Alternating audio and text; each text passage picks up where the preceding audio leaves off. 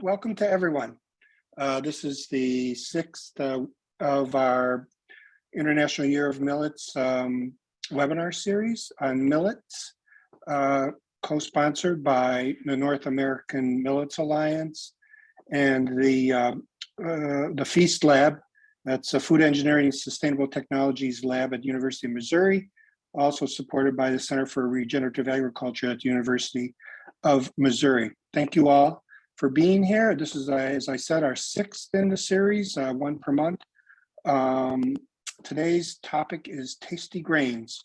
We're finally to the point of consumption after talking about production and a little bit about marketing and processing. Today we have two really great prominent chefs to present seminars. One, our first speaker will be Chef Nazim Khan, who's an award-winning professional executive chef, currently executive chef at Bryan Health in Lincoln, Nebraska. And Chef Nazim will focus his presentation on the culinary uses of sorghum. I'll say a little bit more about Chef Nazim in a second. Our second speaker is Chef Pierre Cham, who's award-winning cookbook author, restaurateur, and entrepreneur. Chef Pierre will offer a presentation on integrating millets into our food systems with our focus on fonio. Let me say a little bit more about our first speaker, Chef Nazim. He's, as I said, the executive chef of nutrition and dining services at Bryan Health. He's an award-winning executive chef. He began his career as a sushi chef in 1997, worked in New York City today, and he was also an educator and chef for Virginia Tech University. Serves today as the executive chef for Bryan Health, where he has developed multiple popular plant-based protein dishes for retail and patient meal services. In 2016, Chef Nazim was named one of the United Fresh Produce Excellence in Food Service award winners. In 2019, Chef Nazim achieved Worldchefs Certified Master Chef status and named to the Chef's Watch list by Food Management magazine. Not just a professional, but in his free time, you can find Chef Nazim serving local firefighter dinners, and for those who died on 9/11. Chef Khan is currently sharing his passion for healthy, locally sourced food at multiple Lincoln farmers markets and doing culinary demonstrations, helping people to eat in a way to maintain health and helping those struggling with illness to nourish their bodies and spirit. Finally, Chef Nazim is a proud member of the Nebraska Food Council in Lincoln, Nebraska. And I think that I'll hold off on the longer introduction for Pierre Cham so we can dig into what Chef Nazim has to share with us. Thank you again, Chef Nazim, Chef Pierre, and everyone else for being here, and let's get started. All right. Wow. I mean, thank you everyone to participating this webinar, and I'm delighted to be here as a chef. Can you see my slides? Is that on a window? I see them. Okay, you see them? Okay. Yeah. Okay, all right, good. Yes, it is. So, Chef, yes. I think if you did the presenter mode, we would get a bigger picture of the slide. Okay, presenter. That might be the best. Thank you. Okay, that would be slide. yes. Okay, you know, I'm learning today. Is that good now? All right. I'm becoming an IT professional soon, probably. All right. So, you know, I started with this picture. It says Bryan on it, and this is one of my favorite pictures. So, Jonathan already talks a lot of things about me. If I start telling my story from New York to Nebraska, so it will take probably 2 days. So I don't want to go into that story anymore, but I can talk about that, what I do, what I enjoy, and how sorghum can change your life. So, I mean, eating habits or whatever. So first picture that you see is Bryan. I feel proud about it because I put that together. All local veggies, local grain. It has quinoa, beans, different things. And I write Bryan with those local grain and quinoa and all those things. So this is local mushroom. So this is my favorite picture. So I always talk about food works as a medicine. So in 2019, I had a stroke. So after that, I kind of bounced back. I think I feel better than before my stroke. Why? Because I changed my eating habit. I changed my thought process. And since I'm working in a hotel setting, hospital setting, so I think food actually can help people to heal properly. So, doctors give you medications when you go home. If you don't know what diet or what you are taking in, that healing time period that you're not really engaging with your body to giving them macronutrients and all the good stuff, antioxidant to get longer healthy lifestyle. So this is what that I do right now. So prior to that, all my experience was in a hotel, luxury brand of Marriott, Ritz Carlton, Kirio brand, Hilton Hotel, DoubleTree brand, and I was the executive chef for Virginia Tech. And now 8 years I'm working with Bryan Health. I'm really loving it. And one thing probably I compromise foie gras or fine-tune caviar and all those things that when I used to cook and serve to my guests, but I did not compromise with the quality of the ingredients. So still I have local farmers product. Still I have best ingredients, non-GMO related.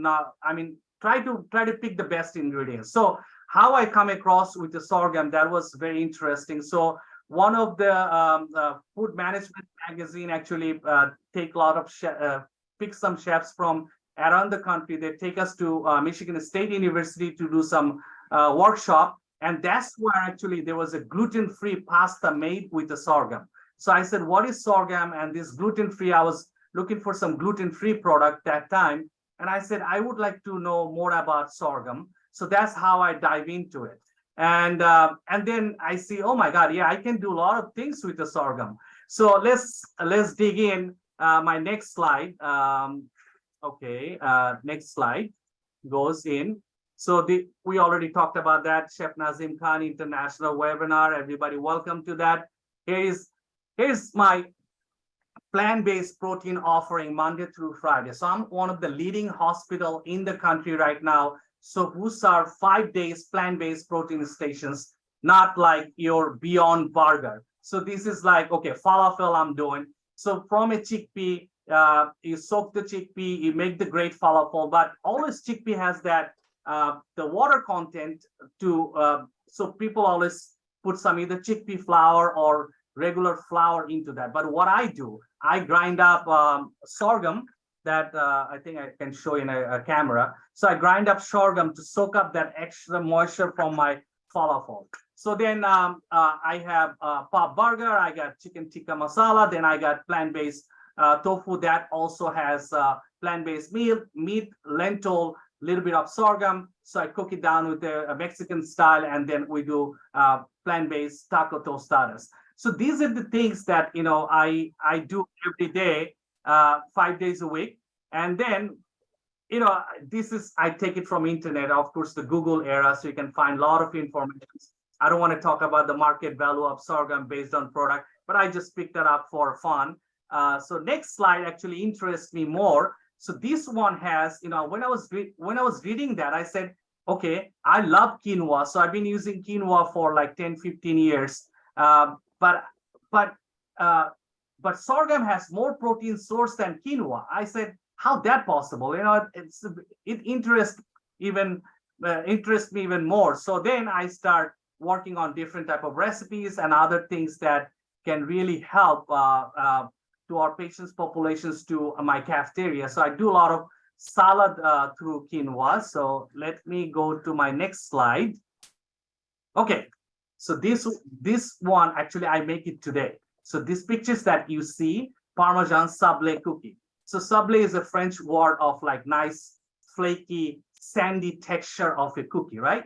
So I said, okay, I have sorghum flour. So, and Parmesan cheese I was using for a risotto. And I said, I'm going to make something savory sable cookie because sable cookies usually have a sandy grain to it. Like when you bite it, nice buttery sandy grain to that sweet cookie. I said, I'm going to make it savory. So I did Parmesan cheese. I did everything like one ratio, very simple: butter, Parmesan cheese, egg whites, and your sorghum flour. And then I cooked it. I baked it. So it came out really nice. Actually, you can see I was eating right before that. So it's like nice, really flaky. So and it has nice buttery texture. And sometimes people think that we build a rocket, but as a chef, we don't build rocket. We cook food, and the food, if we don't cook from your heart, then it's never gonna come out right. And never scared of cooking. My chef George McNeil, he was the corporate chef for Ritz Carlton, so he was my guru. So chef always taught us, like, as a chef, you should not be worry about to cook. You always should be explore. You always should be make things. You always get your hands dirty. Make sure that you're cooking something. So yeah, I'm not afraid of cooking. So I always try to do something different and innovative. So I'm going to go to my second lovely dish. So that is, for catering, I serve like gluten-free populations that we have a lot. So in our catering, so I always make like sorghum tabbouleh. So tabbouleh is one of my favorite dishes, the Lebanese dish. Everybody knows how to make tabbouleh. Tabbouleh is the key ingredients is a tons of parsley. So, and then you have your lemon zest, lemon juice, a little bit of tomato, a little bit of onion, salt, pepper, and it makes a great tabbouleh. But tabbouleh made with the bulgur wheat. So I said, I'm not going to use bulgur wheat anymore because I'm going to use sorghum. So that's what I did. So you cook the sorghum, and then you line them up on a sheet tray. So make sure you put it in a cooler. And then when it's cool off, then you make your salad. And of course, I have a little bit cucumber too into that. It's a great salad, very refreshing for summertime. And also that grain is like Israeli couscous. And if you cook it right, you will get like nice al dente texture to it. So it's not a gummy or mushy. So actually you cannot overcook sorghum. That's what I find, because you can cook it for a long time. And lots of places, like if you search Google how to cook sorghum, people said, okay, you have to low cook, simmer it, and all those things. But I treat him as a pasta.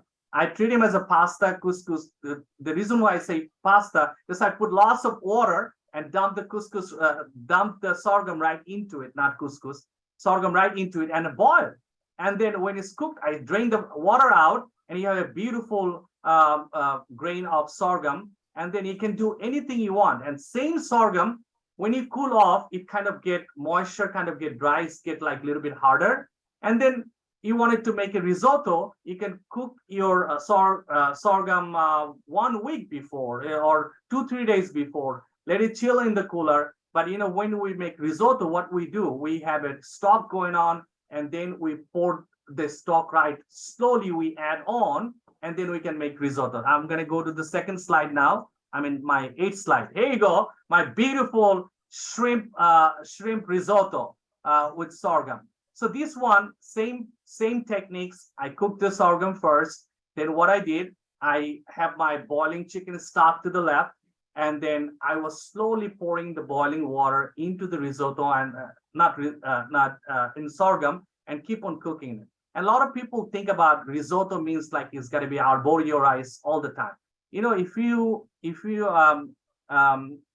know what is the risotto mean, risotto means the way of cooking the rice. So that means you adding your liquid slowly, so that way milk from or cream from that arborio rice can come out and make your risotto nice and creamy. So in this case, I was just keep on slowly adding my chicken stock and try to get the cream out of the sorghum. I did not add any cream into that, but I add a little bit of Parmesan cheese to finalize my sorghum risotto into that dish. I cook the shrimp separately, and I fold right into it, and I garnish with one of the sun-dried tomato. It was beautiful, and I do that often. And I did this today for the picture because I never taken that picture before when I make the risotto. I said I need to show it to the people that people can do nice risotto sorghum with shrimp or chicken, anything you wanted to do.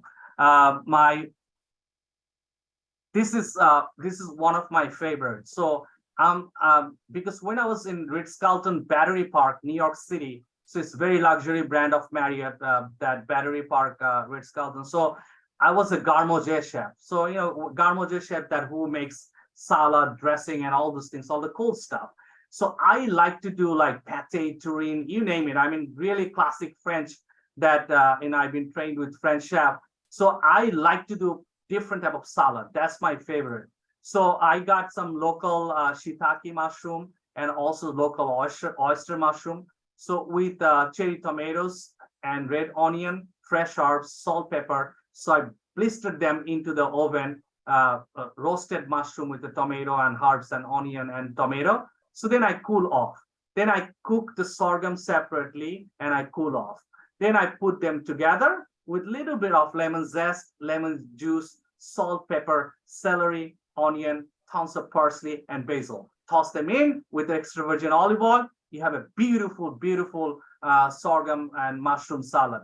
So, and then I garnish it with some pea tendril or pea shoots from our organic farm that we always get like weekly microgreen from them. And then I put it on top of it. It's beautiful salad.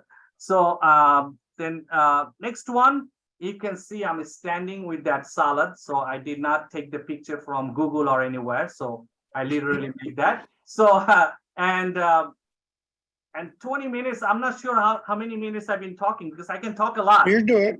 You're good. So, we'll come back, but keep going. Okay. This is great. So so this is it. Actually, you know, chefs. I always tell my cooks, my sous chefs, and my co-worker or co-chefs and stuff. I always tell them, I think as a chef, if you're not adventurous enough, if you're not exploring what's going on, then it's a problem. Then you become 1960s chef, not 2023 chef. So if you wanted to have cutting edge chef and wanted to learn more, you have to keep up with the trend, keep up with what is going surrounding us, you know, drought everywhere. You know, pretty soon, you know, we're not gonna able to get that much other type of grain, you know, I'm talking about rice or other things, but sorghum is a great one that can survive drought. And I'm in a right state for huge sorghum because I'm in Nebraska, and Nate is a good friend of mine, sorghum board. He's a big guy. I don't know what he does with the sorghum board, but you know, sometimes I go and have fun with him. But it's amazing. I mean, to me is because I work with couscous 15-20 years. I work with quinoa like 10-15 years. So wheat berries, and a lot of people just wheat comes flour, but I cook the wheat. I make the wheat salad. We call it wheat berry salad.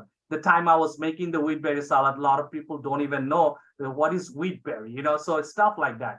So all I can say now as a chef, you know, we need to be adventurous enough and learn more. So I haven't tried other. I haven't played with other millets. So this is the only millets that I've been doing it for a long time. But I'm in future, you know, I would like to start utilizing the other one too. So let's see.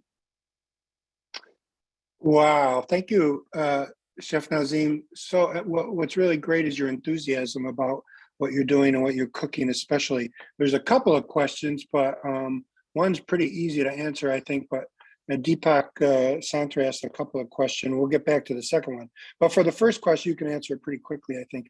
What was the herb on that sorghum salad that you used? Sorghum salad.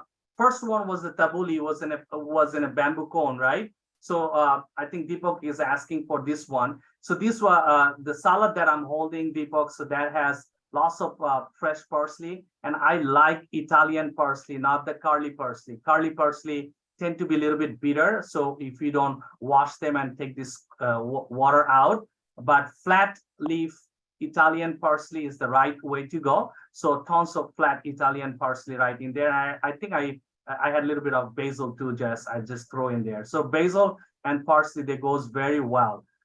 Well, if you don't have basil or parsley, you can use cilantro, you can use chive, you can do all other way. You know, flavors is yours. You know, I'm just the one who's showing you the foundation. Hey, Chef Excellent. Nazim, were Yeah. those microgreens on that last salad? Were those Yes. microgreens? They were beautiful. Yeah, thank you. They're from Robinette Farm, also local. I'm a Nebraska State Food Council member, so I support local growers a lot. So actually, literally, Robinette Farm, they grow that for me every week throughout the year. Even I'm in Nebraska, so they have a greenhouse. So I have a program. So I lock down the price. So 30% of my green, 70% of the green comes from California, and 30% of the microgreen fold into that green. That what we serve to our population to our Bryan Health.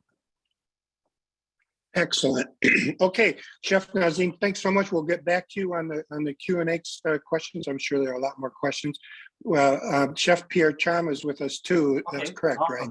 Awesome. And then we'll have a combined question and answer. But let me give you a little information on Chef Okay. Pierre. He's, as I said, a celebrated chef, restaurateur, award-winning cookbook author, and entrepreneur. He was born and raised in Senegal. He's known for his innovative cooking style, both modern and eclectic, yet still rooted in the rich culinary traditions of West Africa. Chef Pierre is chef and owner of critically acclaimed Harlem-based restaurant Teranga, which serves fast, casual West African fare, and the founder of Yolele, a purpose-driven food business that makes African ingredients available to home cooks and restaurants while connecting smallholder farms in West Africa with the global food economy. Chef Pierre is the author of 3 highly accoladed cookbooks. I have all 3, by the way. One's called Senegal, Modern Senegalese Recipes from the Source to the Bowl, Yolele, Recipes from the Heart of Senegal, and the Fonio Cookbook, An Ancient Grain Rediscovered. There's a 4th book coming out in September, this September, called Simply West African, Easy, Joyful Recipes for Every Kitchen. Welcome, Chef Pierre. We're so happy to see you. And if you're all ready to go, we're ready to listen. Thank you, everyone, and apologize for the hiccups, technical hiccups to join this wonderful gathering. I truly enjoyed Chef Nazim's presentation, and that tells you how cooking really transcends culture. There were so many things that we have in common, but most importantly, obviously, is the millet, the love for millet. And today I want to talk about another type of millet, which is called fonio. I'm going to share my screen as I go through this. Let me see if I can manage that. Are you all able to see my screen? Yes. Awesome. So today I want to talk about integrating millet, this type of millet, into our food system. The importance of doing that, obviously, I'm speaking to the choir here, I'm preaching to the choir, but the importance to really save biodiversity and revisit our food system that has limited our diet, our global diet. There are countless of grains, particularly types of millet like sorghum that Chef Nazim just mentioned. Fonio is another type. And unfortunately, the global diet is limited to, as you know, rice and corn and soy and wheat, practically. And we're ignoring these crops that are not only climate friendly, in a sense, they are resilient. And fonio is a particularly interesting case. It's a grain that's been cultivated in Africa for over 5,000 years. Some say 7,000 years. So it's resilient, right? And it's drought resistant. I was born in an area called Senegal. The whole area is called the Sahel because it's south of the Sahara Desert. It's dry and arid, not much grows there. And fonio is a grain that's drought resistant. So is sorghum, by the way. So is most of the millets. All of the millets actually are drought resistant. And this is something that's very important in the time when we are speaking about climate change and we are speaking about the scarcity of water. And these foods that we have, the grains that we use right now, are the ones that are using lots of water into their agriculture. And so we need to think about rain-fed crops. So the case of fonio, I'm going to start scrolling down the presentation. Let me figure it out. So are you seeing the next slide? Yes. Okay, so as I mentioned, it's a drought resistant. It's mostly a women crops. And you see in the background, that's like the tradition of harvesting fonio in the southern part of Senegal, an area called Kédougou. And so I, as a chef, early in my career, just like Chef Nazim, I went through the different stages of the kitchen, including garde-manger, like he said. And that's really when I started to really kick in as a garde-manger. I realized that there was so much more than cooking, you know, that's the cold station for me. And as a cold station, I started to learn the dressings, the vinaigrette. And as you learn the vinaigrette, you start seeing the connection with chemistry. And I had a physics and chemistry background. So that connection with chemistry really caught me, you know, because you make a vinaigrette, you have to have olive oil and vinegar, or you have to have some kind of acid and some type of oil to create an emulsion. And that connection really led me into digging deeper and really appreciating, you know, that chemistry in cooking. But I was also looking for further, more than the chemistry, I was looking for the culture in cooking, and the culture that was absent. I was in New York City, a young cook, and that culture was really not present. Because the food that I grew up eating, the food from West Africa. And it's in that path, that journey, that I started to first really focus on that being a mission.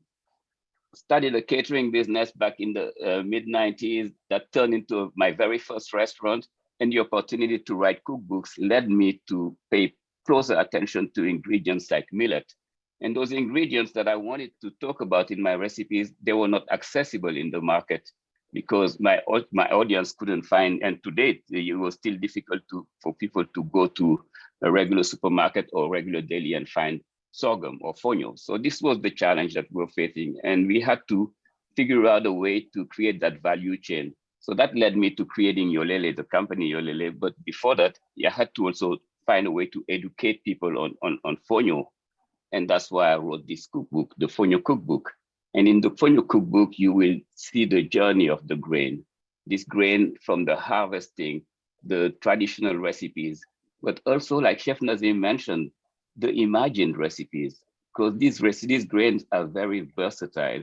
And you see this cookbook will take you through, as you see on the pictures here, the first dish is a lamb and fonio with asparagus and a peanut sauce. The peanut sauce is inspired by traditional Senegalese recipe or West African recipe.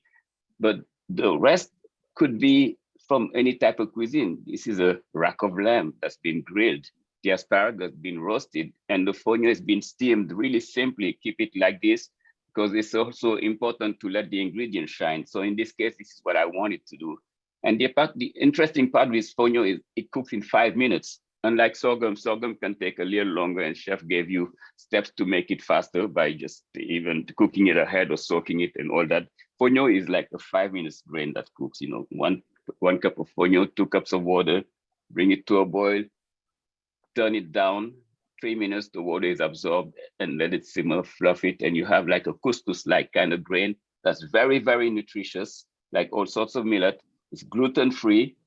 It looks like couscous, but it's not couscous because it's not a pasta. Couscous is a pasta from flour that has gluten, actually. This one is a whole grain, and that's quite easy to digest. But in addition to that, it has amino acids that are deficient in most of the major grains. Fonio has that in abundance. So it's really like a grain that brings you not only your nutrition needs, but it's satisfying and it's light, easy to digest, like I mentioned. Next to it, you see another dish that I came up with. Imagine one. It's a fonio and roasted beets salad. And also very simply to prepare. I just take the beets when the season comes, early fall. I just bake the beets in its own jacket. I don't even peel it. I bake it with its own jacket at high temp until it pierces easily. I peel it and dice it and fold the fonio into it and add a dressing, or you just can add olive oil. It's really up to you. Like chef said, anything is up to your liking. You take the foundation and the rest, make it, just add the flavor that you like. In here, I added dill and I added actually a pickled carrots. I made a quick pickled carrot, just grated the carrots and soaked it in sugar and vinegar. I added some chili in it and just pickled it. And that gives that acidity that balances with the sweetness of the beets. And that's really a great salad that you could have in early fall as an entree or as a side for just a protein of your liking. And going even crazier on the last one, the picture, that's a fonio sushi. This one is the one I presented a few years ago in 2017. I was giving a TED talk in TED Global, and I was talking about this vision of presenting fonio at the time. And I wanted to talk to the audience about why not dream and think of creating a model of development around crops that are not in the food system, like millet, like fonio, like sorghum, all of those. And think about them into this modern food system, now this global world. And you could imagine these grains being used in other cuisines. And this is the case for sushi. Yes, it's fonio sushi. And I use West African ingredients. You have okra in this dish. You have sweet potatoes. That is presented wrapped up in a nori skin, just like a sushi. And I made a dipping sauce that has actually some soy sauce, but it also have a soupçon of palm oil and top scallions in it. So you have that fermentation and all the balanced flavors that really is quite an amazing dish. And the next dish, you can go all the way to the desserts. You know, you can have really fun time with fonio. We have a saying, actually, the Bambara people say, fonio never embarrasses the cook. And this is really how playful and how easy it is to integrate into your cuisine. On the left one, you have, this is actually inspired by a breakfast porridge, you know. So you cook fonio, instead of having 1 to 2 in water, you actually do 1 to 4. And you can do water or you can do coconut milk, which is the case here. And you just let it soak it in. And I even added some dried coconut milk into it. I put some vanilla to like really add some flavor to it. And I topped it with berries and pomegranate and finished it with like butter that's like a brown butter. I just let the butter slightly brown, and it really brings another luxurious flavor and experience to this dish. So it could be a breakfast porridge, it could be a dessert. Next to it, you have a fonio and chocolate pudding. That's the fastest and easiest pudding to prepare, and probably the most nutritious one. So, and that here, you cook the fonio the same way we talked about here in the earlier version, 1 to 4, with your porridge, with your liquid. And the liquid, again, I used 100% cocoa and coconut milk. So it's not only it's a chocolate pudding, but it's a non-dairy chocolate pudding. So for those who are like completely vegan and who don't want to, who are lactose intolerant, they have all of it here. You have a gluten-free dessert that's non-dairy and that's still as satisfying and enriching with the richness of the chocolate flavor. So that's another one. So after presenting the different possibilities of cooking with these millets, I also thought it was important to reach even a bigger audience and make the ingredient accessible to the market. And that's why I created Yolele, the food company. So the vision of Yolele is to really make ingredients like fonio or underutilized crops from Africa, which is the region I'm interested in, make them accessible to market. And I wanted that to happen for 3 reasons, triple impact. One impact is for the environment. The crops that are selected are crops that are environmentally friendly, that are climate friendly, that are drought resistant, that are grown in a regenerative type of agriculture, crops that restore the soil, which is the case with fonio. Fonio has deep roots that add nutrients to the soil. So this is a mission for Yolele. The second impact is, of course, the impact on the small farming communities that grow them. I wanted this to be, if this was going to be a world-class crop, the farmers that have been doing it for thousands of years should be the ultimate beneficiary. And that's the reason behind Yolele. As we open markets, as we connect those farmers to a global market, which has never been the case before. Those farmers were growing those crops for their own subsistence, but they have not been able to access the market.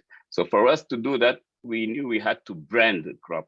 We had to brand this product. We had to make millet accessible. Millet people, the consumers have to understand what millet is. By branding it, you tell the story. And this is why we went and approached Pentagram, which is a what's considered the number one boutique branding company out there, and they helped me design the story of the branding around this African food brand. And you can see on the packaging that's this handwritten design map of Africa, and highlighted the region where our fonio is being grown. And behind it, in the back of the package, you have all those other information about the product itself. And over time, we started adding new, different versions of fonio. Now we've been still being inspired by the tradition of West African cooking, but you have the pilafs now. We have our fonio grain, which is started first, but today we have different fonio pilafs. Fonio, the greens one that has moringa and baobab, that are also underutilized crops from the region of West Africa. You have the jollof, which is inspired by a very popular recipe from that region as well. You have the yassa, another popular recipe that has onion, lime, and chili in it.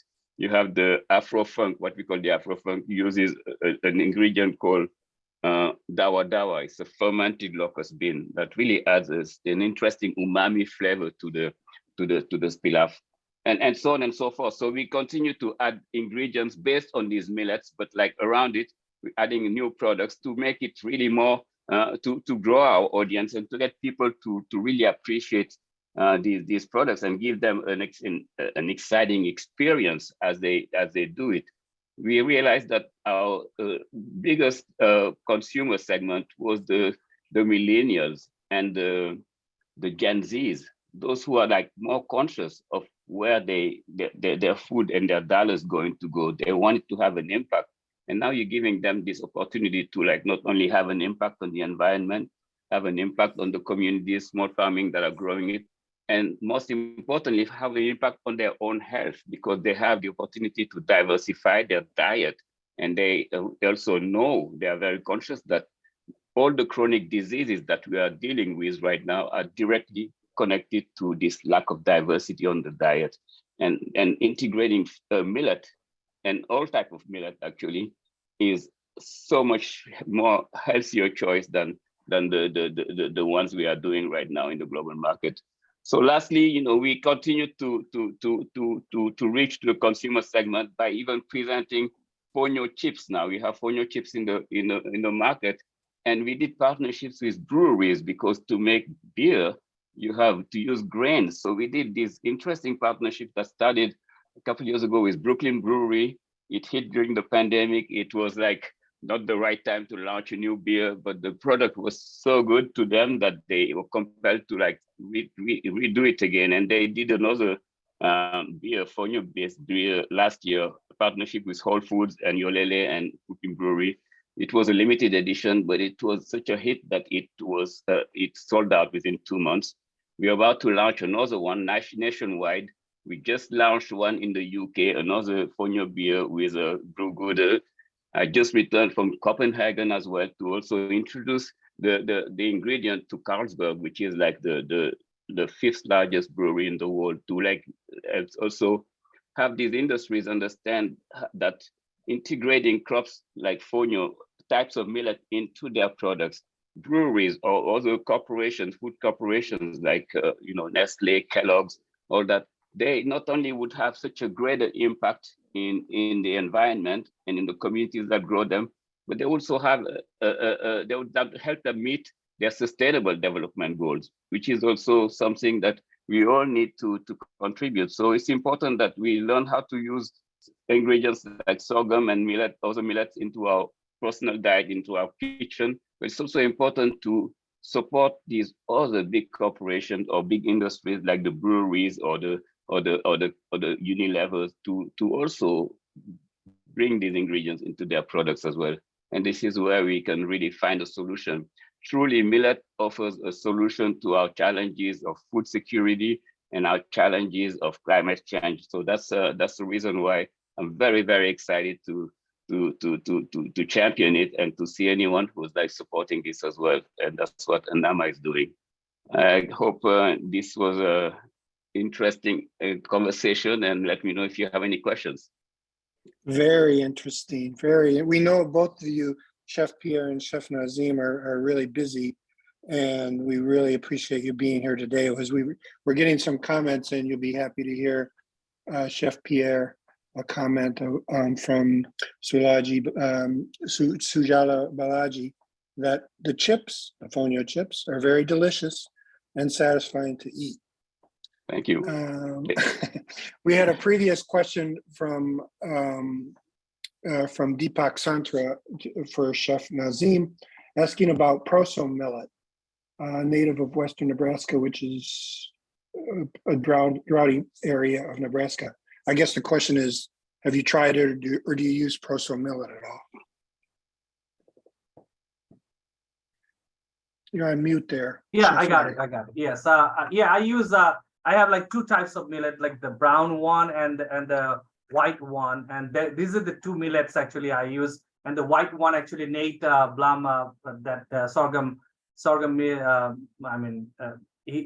the director, so he dropped me 1 cases. So I use that, then I order again.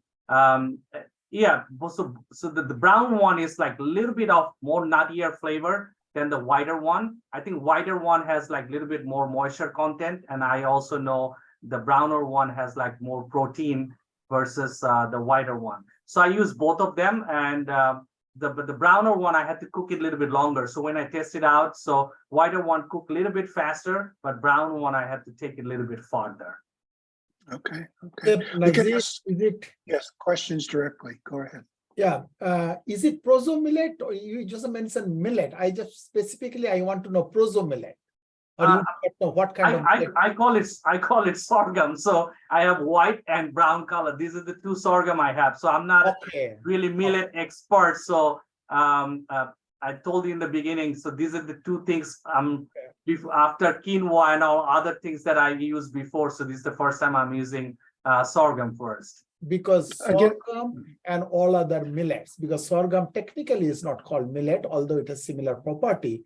And when you call them millets, there are 7 or 8 different millets, like the pearl millet, like fonio, proso millet, foxtail millet, and so on. And every millet has its unique texture related to the nutrients profile and the moisture and the grain size. Yes. So that will change your cooking recipe and steps. Yes. So since proso millet is native of Nebraska, Colorado, and South Dakota, is a crop of this area, I was just wondering if you have ever tried that. And if you have not, then maybe I will contact you. In fact, I'll be visiting Lincoln next week. Okay. And maybe I'll try to meet you, and then we'll have one-to-one little bit more meeting and see what you can try with the proso millet. I can get some proso millet for you too. Okay, awesome. Thank you. We have a question from Maria about the sorghum, but for me, I like it begs a question for Pierre, for Chef Pierre too. Besides fonio, you're using millet sometimes as well. Like, do you use like pearl millet, for example? Yes, we actually use pearl millet and finger millet, which are the ones that we see in West Africa. I grew up in Senegal, so that's like one of the traditional grain that's been, and one actually my favorite. In Senegal, you would see millet, sorghum, and rice are the grains that you see in the diet. But millet, we make it as a couscous, similarly to they would make a wheat couscous. So you'd say we have the similar way of doing it in Senegal. And let me tell you, it's like so much more delicious than the regular couscous. It's lighter, the regular couscous, you tend to be heavy after eating it, and it's presented the similar way as the Moroccan. Actually, Senegalese and Moroccan tend to tease each other that we taught them how to make couscous, and they say the same. But we have a similar way of serving it over, with like with stews, like tagines and stuff like this. So we do that with lamb, we do that with peanut sauce, we do it with like a tomato-based sauce, lots of vegetables, and lamb or fish or simply vegetarian. Okay, thank you very much. The question from Maria Giovanni was about sorghum, I believe. Presuming, I guess, kind of a question. Presuming the white sorghum is whole with the seed coat removed, Chef Nazim. You're on mute. Can you repeat that question again? Yeah, there's kind of a question that Maria presumes that the white sorghum is hulled with the seed coat removed. Honestly, I'm not sure about that, because I told you that I'm just into this new grain. Even fonio, when I heard about Chef Pierre is talking, I ordered a case that I actually ordered a month ago. I never received it, so first time it's dropped into my kitchen yesterday. So I'm gonna play with that tomorrow. So I'll be honest, I mean, I'm not afraid of cooking, but these are the two types of sorghum that I got on my hand, and I'm working on it, and I'm loving it. Yeah, great. Robin Asbel said something that's probably true for everybody, that Proso is the only millet that's available in stores in Minnesota, but that's probably true in a lot of cases in the US. Go ahead, Don, what were you saying? I was going to say, yeah, the sorghum, a couple quick things. Sorghum and pearl millet are the only one of the millets that do not need to be dehulled, possibly Adlai millet also. And I've heard diverse things about finger millet, but yeah, sorghum doesn't need to be hulled. As far as stores, yeah, you can't, the typical stores won't have, what they have as millet is proto millet. They sometimes will have, like Whole Foods will have teff or fonio also. The other millets you can get at ethnic stores, Indian catering groceries will have a wide variety of millets, and Chinese markets and Korean ones will have foxtail millet in addition to proto. Okay. So you have Here's to a shop chef around. for a really good question for Chef Pierre from Robin Aspel, and that is, are you bringing in unrefined or refined fonio, and how are you cleaning the sand? Is that correct? Is that the question? Yes, good question, actually, because fonio, as you may or may not know, is tiny grain that actually is the size of sand. And once it's being processed, oftentimes, because it's processed in the area called the Sahel, oftentimes there's sand still mixed in the processing. And so if you buy it in the market in West Africa, you have to wash it so that to remove the sand. That's that step that Yolele is taking now. We have identified cooperatives we're working with. It's still refined at the moment, but we identify it's ochre blanche because that's the preference of the region, that's how they eat the fonio. But when we launched in this venture of bringing fonio to a global market, we also knew that we had to be ready at the supply side once the demand is created. And to be ready at the supply side meant to be really innovative at the processing level. Because fonio is a tiny grain, like I said, it's difficult to process. Like Don just mentioned, there's a hull that needs to be removed. And that hull is just very tedious. And traditionally it was done with a mortar and pestle. And that would take you like 1 hour to process like 2 kilos of fonio. So it was really no way to turn it into a global crop this way. Eventually there's been some mechanization, but there's still some manual aspect, and there's still some sand in the processing. Unless you have a cooperative that you contract that does a good job at cleaning it, you will have sand in the processing. So we have that step taken care of. But we also hired a milling equipment company called Bueller to design fonio processing without any manual. And that processing really is changing everything for us. Not only it allows us to process fonio in 2 steps, the unrefined one, which is the more nutritious fonio, the one that still have the brand, the germ, and the one that's like also the one that the West African market wants, the blanched one as well. So we have these 2 steps. But the amazing innovation in this equipment is the fact that we went from 50%, almost 50% of post-harvest waste to like single digits of post-harvest waste, thanks to this equipment. We went from, at the best, 1 ton of fonio being processed per day to like 2 tons per hour. So that's really where everything was changed. Everything is changed from that. And we, most importantly, we went to like having a more efficient way of processing, which allows us to keep the unrefined fonio option, as well as the refined fonio, as well as fonio flour, as well as whole wheat fonio flour. So all of those different steps of processing allow us to reach a wider segment of consumers, to reach also other industries, being able to provide fonio flour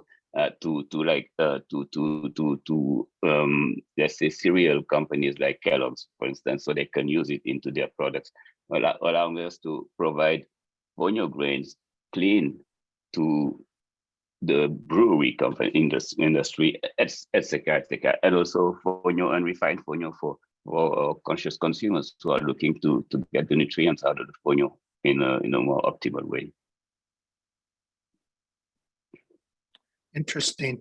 Don had a comment, and I wonder, it's in the chat. John, you can repeat your question. Maybe Chef Pierre or Chef Nazim has a take on what your observation is. Yeah, it's just it's something that I saw in Togo, and I didn't really realize exactly what it meant until it got explained to me later. But yeah, the hulls can also be popped off. I don't know if this is true with other millets, but in the Akposo area of the plateau region in Togo, that's typically how it's done. And then once you've toasted them, they popped off. It's very easy to pound them, winnow them, and you have these kind of toasted version of fonio. And that's how I first got to know fonio many years ago, was in that form. Typically, they'll cook it with a red palm oil, and cow peas, or basically black-eyed peas, and kind of like that would be a ceremonial dish. But it's very, very widely used in that particular region of Togo. So that's kind of way out there. But you see, these grains are not only versatile to cook, but also to process it, apparently. Yeah, no, it's a great one to pop fonio. It's definitely being done, and yes, it adds not only a nice, interesting texture, that crunchiness, but also the smoky flavor from the roasting is also adding to the experience. Yes. We still have at least 5 minutes. Anybody else? Any questions for Chef Pierre, Chef Nazim? There was a little comment. I have Go a ahead. question. Sure. Hi, Chef Pierre. Nice to meet you. Been a huge fan of your work for a long time. How, I guess, when you're introducing this to consumers, or when you started introducing this a few years ago, when there was little awareness or little budget for marketing, for that matter, what what worked in terms of educating consumers? Was it really creating dishes and showcasing them, or what got people more excited about wanting to try this and learn more about these grains? Or can you share some learnings or lessons that could be useful for new entrepreneurs?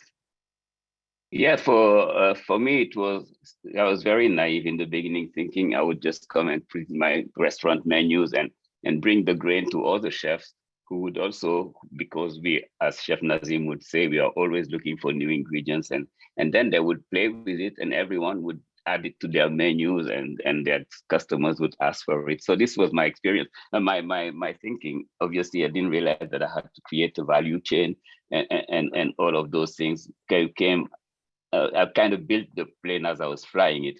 So the thing that I found was most efficient was once we had a food at Whole Foods. There was one Whole Foods opening next to my Harlem restaurant, and we approached them and say, hey, we have this product, we have this grain, and we would like you to have some space on the shelves for us. And they were like, okay, sure, we try it. If you sell it, that's fine. If you don't sell it, we're gonna pop it off the shelf, and that's how that works. So for me, it was not a question to even let that happen. So I was coming to the Whole Food supermarket myself periodically, and they would provide a table for me, and I would do like cooking demos, or I would do tasting of fonio, and all sorts of different types of imagine ways of presenting fonio depending on the season. If it's summer or springtime, I would present like a fonio salad similar to the tabbouleh that Chef Nazim mentioned about, and I would add interesting flavors like mango, or and just give it like some type of an exotic touch. And anytime I would do that, the summertime I could do, the wintertime I would do more like a soup fonio, and people, it would fly off the shelves every single time. The customers, once they try it, they love it, and they go for it. So this was like my direct way to connect to the customers and introduce the product, because they didn't know what it was, and by tasting it, they had an experience that they enjoyed, by seeing how easy it was to cook too, and how versatile it was. So I was not just coming with strictly traditional recipes. I would show them that you can do that, and you can also do other recipes, you could be having fun cooking with fonio, and that really kind of made a difference. Immediately, the grain was a champion in this category at Whole Foods, and Whole Foods themselves were pushing me to start getting into their other stores, gradually in other stores in New York City, then in the region. And they were pushing, I was like holding back because I didn't want to also rush and not be prepared on the supply side. But Whole Foods, when they see the results, or all the retail stores, when they see that it's selling, they will push you to enter more stores. And today we are in all the Whole Foods in America and other supermarkets, Target and Sprouts and and also online. You have a strong online presence. But that started with really in the beginning having people taste, and me personally going there cooking and giving them that experience. Excellent. Okay, I think we have time for 2 more questions that have been asked via chat. First from Kiruba Krishnaswamy. A big thank you to Chef Pierre and to Chef Nazim. Chef Pierre, could you provide more information or a link to the Buehler processing unit for fonio and millets? Not necessarily right here, but at some point after our webinar.